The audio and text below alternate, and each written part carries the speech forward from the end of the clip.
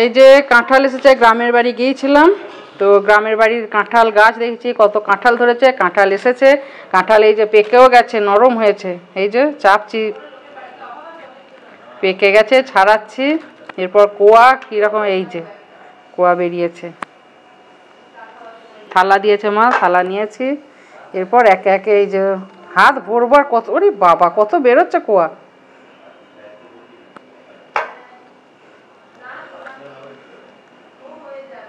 বাড়ির গাছের কাঁঠাল, গ্রামে দেশের বাড়ির কাঁঠাল। এই যে আজকে পাবদা মাছ এসেছে, হ্যাঁ এলাই ব্যাপার চলে, রোজই, কালকে কই হয়েছে, আজকে হচ্ছে পাবদা, আবার কি হয় দেখা যাবে। পাবদাটা ধোয়া হয়েছে ফ্রেশ জলেতে, এরপর নুন হলুদ মাখিয়ে ম্যারিনেট করে কিছুক্ষণ রাখবে, তারপর রেসিপি তৈরি হবে। দেখুন বন্ধুরা, এই পাবদা মাছের সর্ষে পোস্ত দিয়ে করেছে রেসিপি।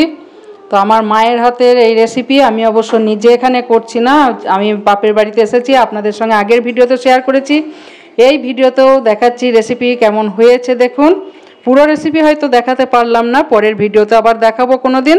তো আজকে পাবদা মাছের সর্ষে পোস্ত আমার মা করেছে, তো কেমন হয়েছে ভিডিওটিতে লাইক দেবেন, নতুন যদি কেউ এসে থাকেন টুলটুল চ্যাটার্জি চ্যানেলে যেন সাবস্ক্রাইব করবেন, और लाइक देवें, प्रचुर प्रचुर शेयर करबें, प्यारा सा कमेंट कर दीजिए, लाइक कर दीजिए, सब्सक्राइब कर दीजिए, जल्दी जल्दी तुरंत तुरंत एंड शेयर कर दीजिए।